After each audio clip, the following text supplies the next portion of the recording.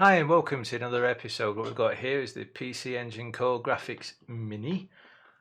Oh, basically you can't get them in the UK just this moment, but for the powers that be, well, basically ordered it from Amazon in Japan, not amazon.co.uk, because they've still got it set for 2050. That's a bit of a wait for a pre-order. So, being impatient like I am sometimes, I ordered this. The box really does like fingerprints, but you get a whole lot of games with them. I'll zoom in, well not zoom in, I'll show you on the console itself, because obviously it's a lot easier to read then. But there's this many, but there's also, from what I understand, key combinations that you can do, or button combinations.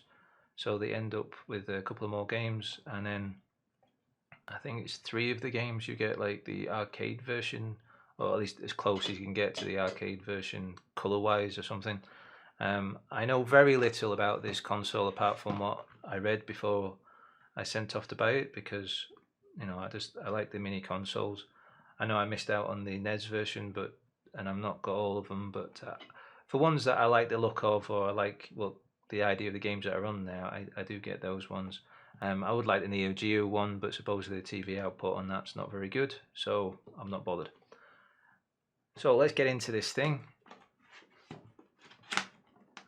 And by the way, the order from Japan only took 3 days, which is amazing, because sometimes it takes longer to get orders from the UK, even before all the wonderful times that we're living at the moment.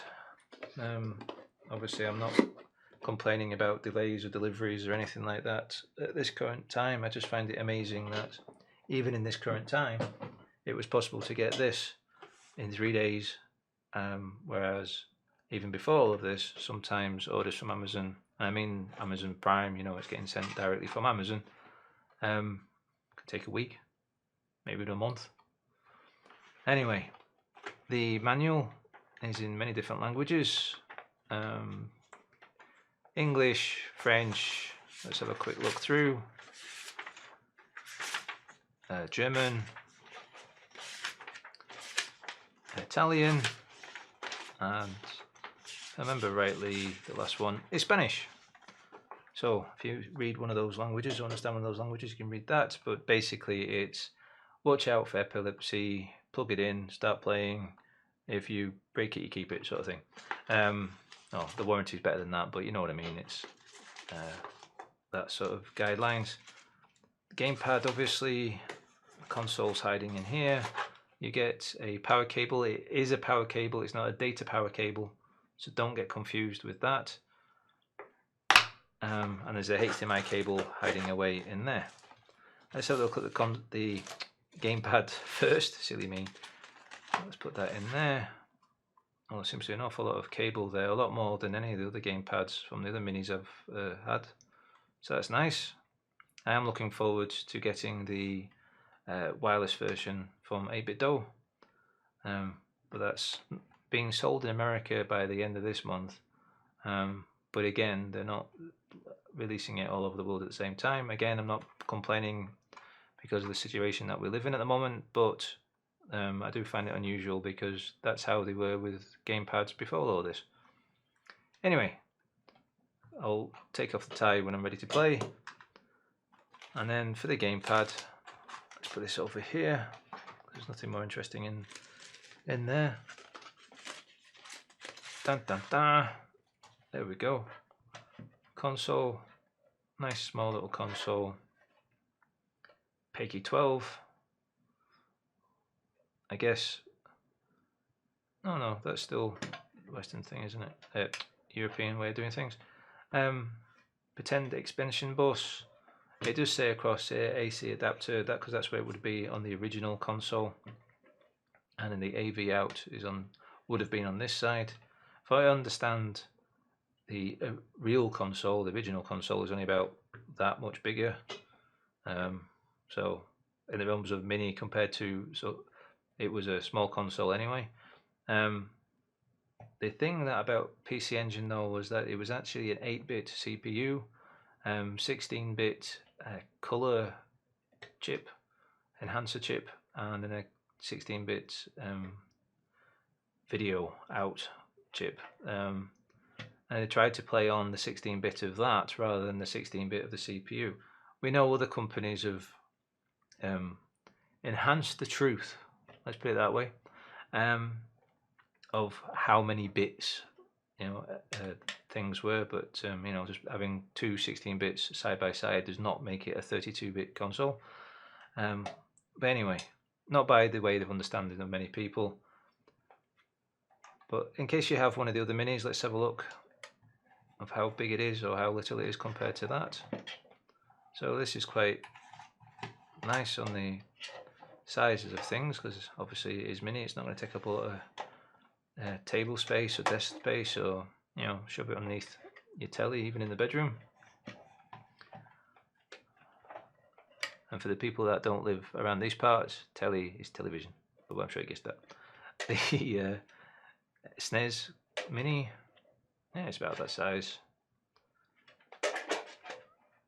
Again, not too big compared to the other ones.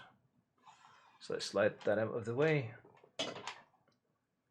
Let's take off this expansion bus, because that would have originally been used to add the CD-ROM. So let's plug in the HDMI and the power. I'm using the power cable from the SNES Mini and the power brick that I bought for that to go along with that, so that I got the correct power, because it needed, was it 2 amps or something?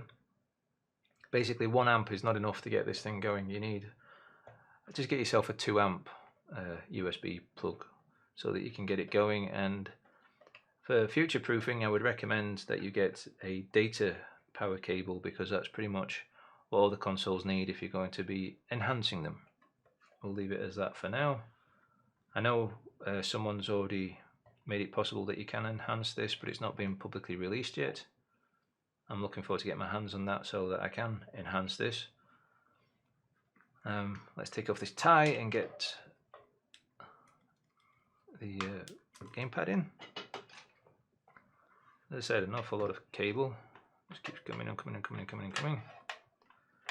Let's dangle off some of that off of the side of the table so it's not all in shot. And plug it into the top port. Now it is possible for some of the games to have, one of the Bomberman games allows 5 players, because you can buy an extra adapter so that you can plug 5 gamepads into it. I know other consoles you got 2 gamepads with it. This you only get the 1, but you get a lot more games. So one of those tosses and turns of which one's the right way about to go doing things when you're trying to sell things. So let's turn this thing on and see what we get.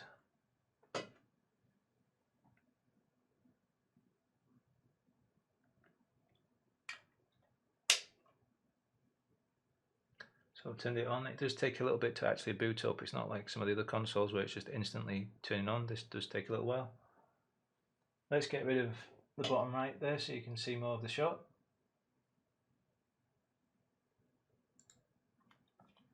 Right, so let's select English,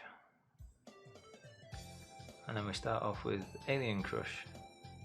Well, before we start looking around all the games, let's have a look at the settings and the way the menu does things. So let's look at them alphabetically, because that makes it easier in the long run. And then settings, the user manual, language, display settings, all different ways you can set it up. Even pretend that you've got a Turbo Express by the looks of it. Don't know why you would on a full screen, but there we go. You can do CRT settings, filters, so that you've got scan lines. I'll just leave it with off at the moment. Different wallpapers. I always like to just set it to black. There is a screensaver you can turn on and off, shown by the shades in the top right hand corner of the little screen there.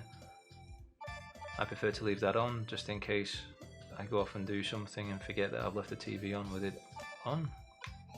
Menu design.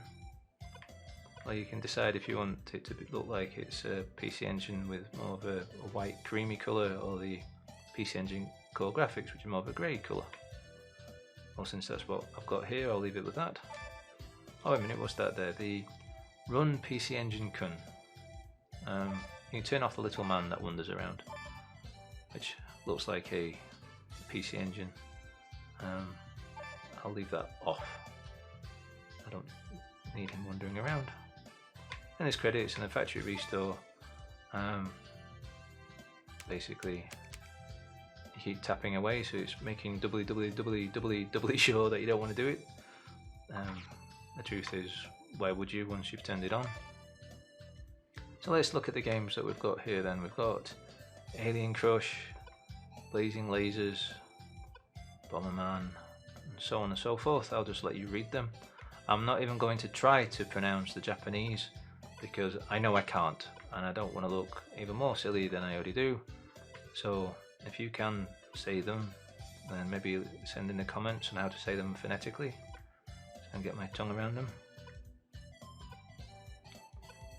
Oh, there's R-Type. I used to like playing that. Played the R-Type on the Spectrum so many years ago. Solar Blade. Now there's a game we have to remember for later on. I know that the Splatterhouse version is the censored version. If you bought the just the PC Engine, the white one, you'll get an uncensored version. Victory Run. And all the way back round again. And then let's have a look at the PC Engine side of things, because that was the TurboGrafx 16 side of things. So yeah, I wouldn't know how to even start pronouncing that.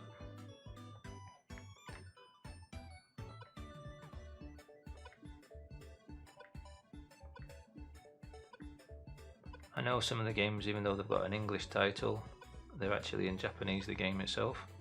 Some are playable because you don't really need to be able to speak Japanese, but other ones that you do, like, what's it called now? Snatcher. There's another game we need to remember while we're going through. There we go, Snatcher. That's all in Japanese. So it's unplayable to me. I do hope there's kind of like a fan translation or something, so when I do get to enhance this console, I can put a fan translation on there. Definitely a lot of interesting covers for the CDs and the games and things. I remember with the Hue cards, if I remember rightly anyway, that they were shown on Tomorrow's World or on Micro Live, which are both UK TV shows from the 80s. And on there they showed them being used for like medical reasons, so that your medical folder would be on there and you could wander around with just that, or your whole personal phone directory, so that you could, go to work, come home, stick it into your fancy computer that could read it and still dial the same people, all by just having a card on you. Seems like an interesting way of doing things, but of course there was worries about people stealing the information and getting the data off and everything, because obviously if you had everything on there, because there was even talk of having your medical records, your bank records, obviously your address would be there, your telephone number would be there, who you were married to, so on and so forth, like everything about you. And even worries about, would it make a situation of where if you were getting stopped by the police or something, you'd have to hand over your Hue card so that you could they know it was you, because only you would be carrying that Hue card. I mean, who else would be carrying information about somebody else? There was all those sort of worries. Still in a time of where they were, well, basically saying if you could create this, it'll blow their minds. Because obviously things were a bit more innocent in the 80s when it came to computers. So anyway, let's start up a game. Where we go for this. Don't go dizzy while I'm scrolling through.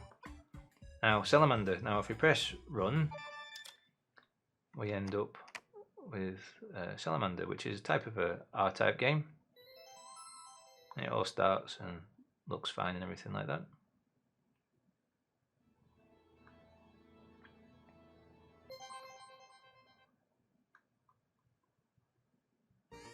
So fine, you've got your Zappy Zaptec games. Whoa, that was close.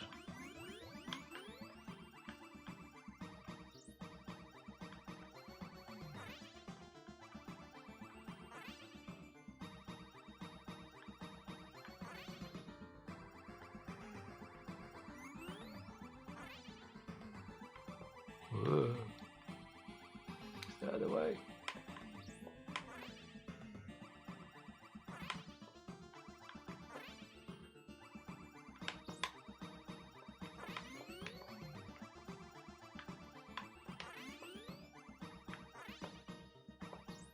Whoa. I'm getting lost in playing this game. Right, let's move back to the menu, which you do by pressing select and run at the same time. Go back to return menu. Yes, let's go back to return menu. But then with Salamander, press select twice and you should hear a chime. Then you press run.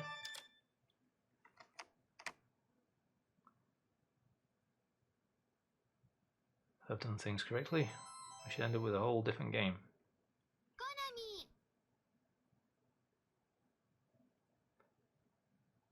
Oh, what game we got? We got any game at all? There we go, we've got something else. We've got force gear. So we can start that.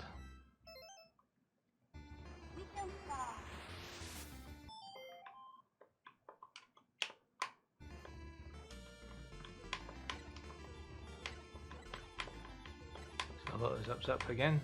Oh, where do you go?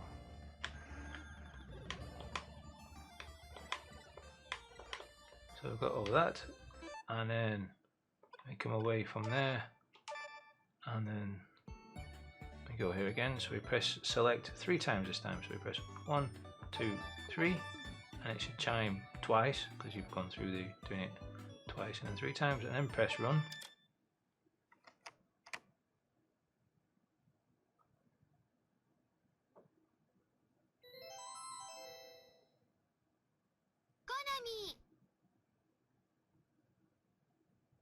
Dun dun dun. What we got this time? We have Twin Bee, and then something in Japanese which I don't know how to say. Probably says Twin Bee. I'm assuming that is the start at the top there. And there we go, we have another vertical shoot 'em up. Oh, seems to have a bell. Do I collect that? There we go. Don't know what you're supposed to do. Collect bells. Whoa! I died. Right, surprise, surprise. And now let's go back to the main menu, and then let's see if I can remember the other games that you're supposed to do. Okay, let's go to one of the other games that has some trickery behind it with Gradius. Let's start that up, just as normal.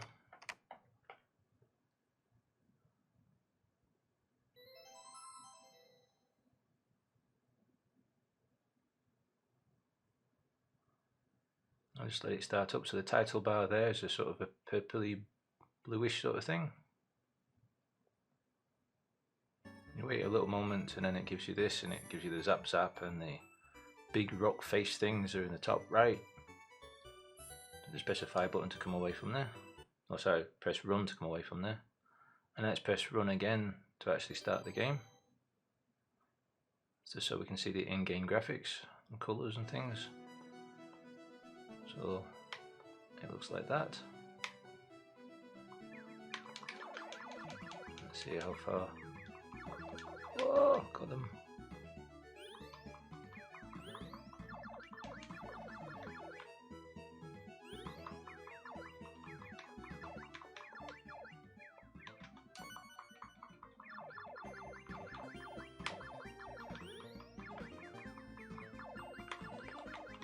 So you get the idea, that's what the graphics look like. Let's go back to the menu by pressing select and run as always.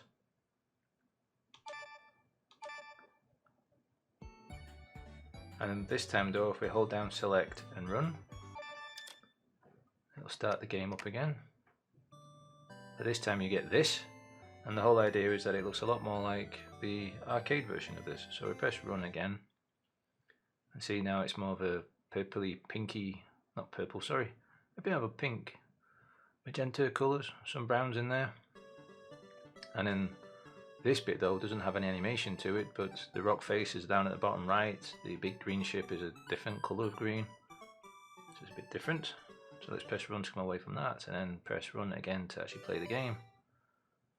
And then we can look at the in-game graphics. And it's a little bit different, I think. but as a whole, plays exactly the same.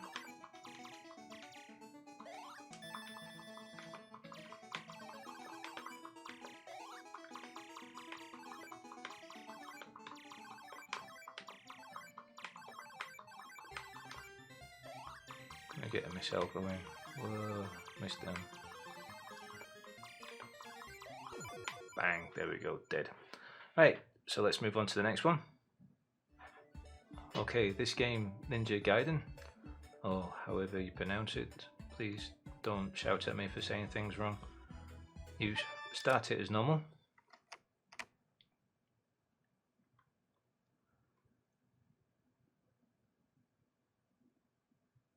And it just scrolls on through the little startup menu that it has and everything.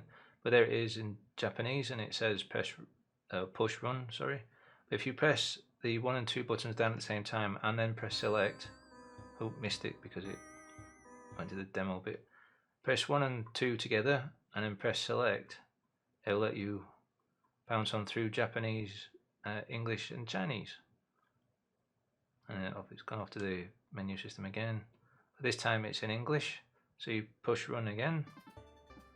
Now, yes, it still looks Japanese,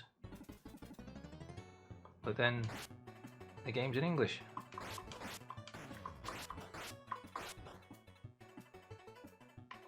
So that's a nice little extra feature. Oh, the dog got me. Oh, I'm dying again, surprise, surprise. Right, let's go off to the other ones.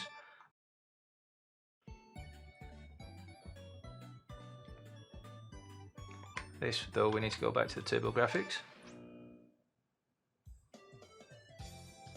And then let's go to Soldier Blade. But with this, if you hold down select, then press run, it will look different than the way that it normally does.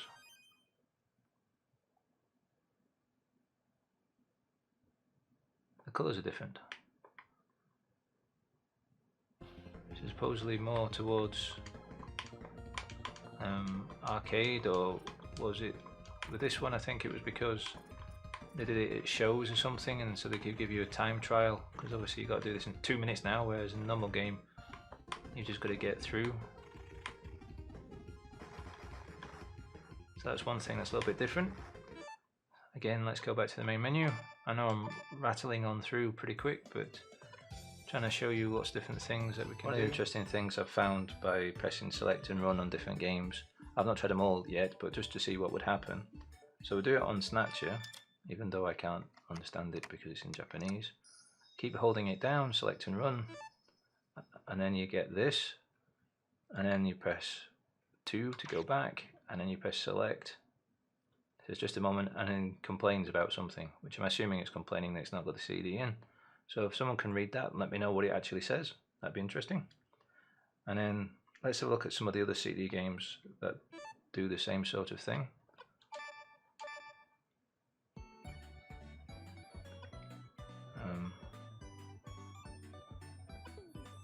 Maybe this one.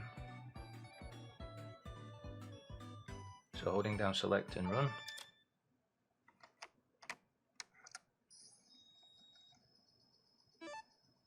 We get here, come back, press select again, and we get this error. So I think it could be kind of interesting to see if we're complaining there. It seems to be showing the graphic that it's not done correctly with the hue card or something. But anyway, as I say, I just find it interesting that there's these error screens. Not something I would have ever thought that would still be there, really. It'd be interesting for other people to come up and find the other ones. But one thing I do like with this console though is when you turn it off, you're left with this shutdown. I do think that's cute. And then one more is back to Fantasy Zone. I'll show you what this looks like starting up as normal. So kind of garish pink. Press run to get into the game. And there we go, that's what it looks like on here. Sorry, I pressed run there, paused it for a moment. Oh. Boom, there we go, I died already. It looks so simple and I died already. Let's try that again. So anyway, this is the way this game looks now. So we press start and run again to go back to the main menu. And then this time, yet again, you press select and run.